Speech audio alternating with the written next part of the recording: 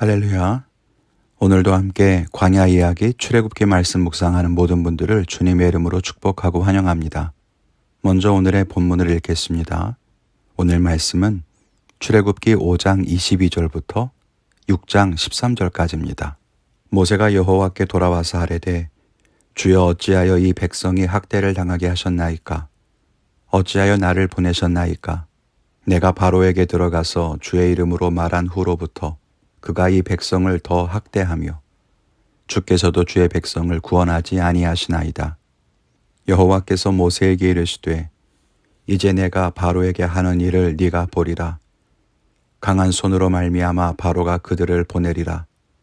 강한 손으로 말미암아 바로가 그들을 그의 땅에서 쫓아내리라. 하나님이 모세에게 말씀하여 이르시되 나는 여호와이니라.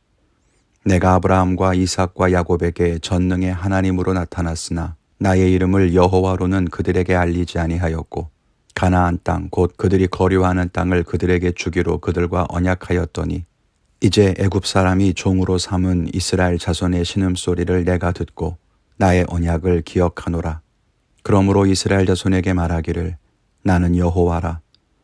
내가 애굽 사람의 무거운 짐 밑에서 너희를 빼내며 그들의 노역에서 너희를 건지며 편팔과 여러 큰 심판들로서 너희를 속량하여 너희를 내 백성으로 삼고 나는 너희의 하나님이 되리니 나는 애굽 사람의 무거운 짐 밑에서 너희를 빼낸 너희의 하나님 여호와인 줄 너희가 알리라.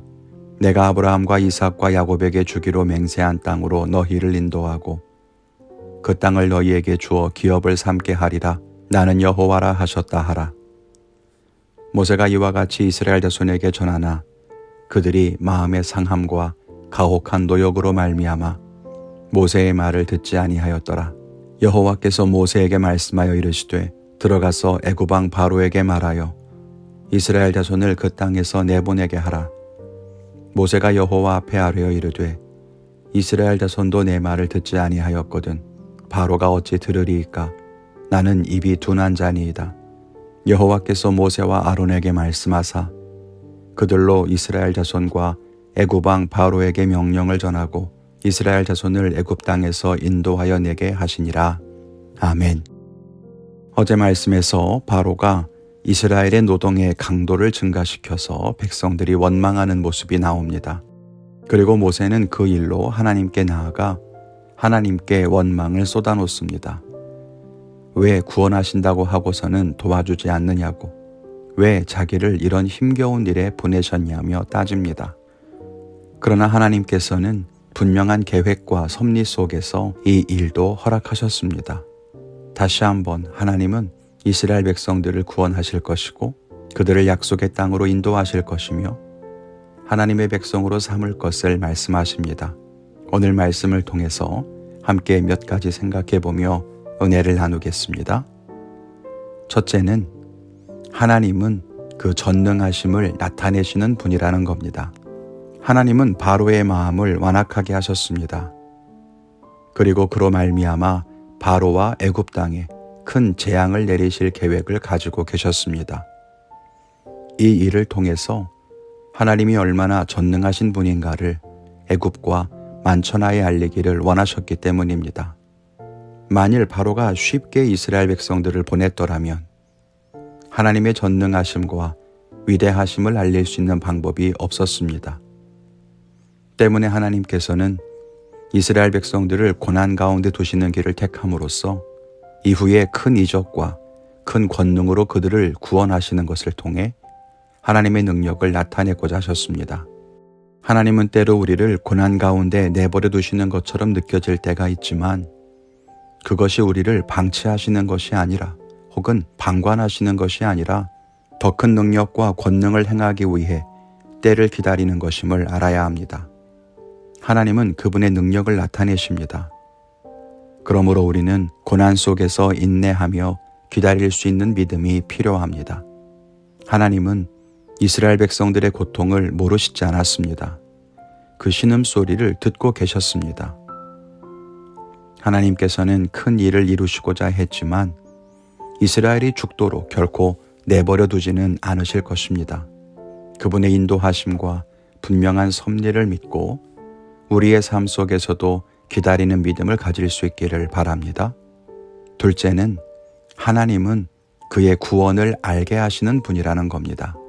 하나님이 큰 고난 가운데 이스라엘을 두셨던 또 다른 이유는 쉽게 출애굽을 했더라면 이스라엘 백성들이 이 일을 하나님이 이루셨다고 생각하지 않을 수 있었기 때문입니다. 오늘 말씀에서도 하나님은 이스라엘 백성들이 하나님께서 자기들을 구원하셨다는 것을 알기를 원하신다고 말합니다. 자기들이 스스로 구원한 것이 아니요, 우연히 이루어진 일도 아니요, 바로가 보낸 것도 아니고 이 일을 하나님께서 이루셨다는 것을 반드시 기억하기를 원하셨습니다. 그럴 때에 하나님과 이스라엘이 언약관계를 맺고 참된 하나님의 백성으로 살 수 있었기 때문입니다. 하나님이 우리들에게도 고난 가운데 큰 일을 이루심으로써 그것이 우연히 된 일이 아니라 하나님의 뜻임을 알게 하시기를 원하십니다. 사람의 힘으로는 될 수 없는 일, 우리의 상식으로는 이루어질 수 없는 일들을 행함으로써 이것이 하나님의 은혜요 기적이구나, 이것이 축복이로구나, 그것을 알기를 원하시는 거죠. 그러므로 여러분이 어떤 어려움 가운데 있을지라도 하나님께서 이 큰 일을 이루실 것을 믿는 믿음으로 인내하며 기다리십시오. 그리고 하나님을 향한 분명한 신앙의 고백을 드리십시오. 우리는 하나님이 전능하시며 권능이 있는 분이며 우리를 구원하시는 분임을 진정으로 믿고 있습니까? 그 하나님이 나와 함께 하심을 믿고 오늘도 충만한 은혜 가운데 살아가시기를 주님의 이름으로 축원합니다. 저는 오늘 저의 기도를 점검하며 하나님의 뜻을 구하는 기도를 드리겠습니다. 이렇게 지진과 같이 이해할 수 없는 재난과 고통을 당하는 사람들을 위해 기도할 때면 다 알 수 없는 하나님의 뜻 때문에 원망하고 불평할 때가 있습니다. 그러나 그 속에도 하나님의 뜻이 있음을 알고 그 뜻을 구하는 기도를 드리겠습니다. 여러분의 결단은 무엇입니까? 그 결단대로 하루를 살아가는 귀한 하루가 되기를 바랍니다. 주님의 이름으로 축복합니다. 감사합니다.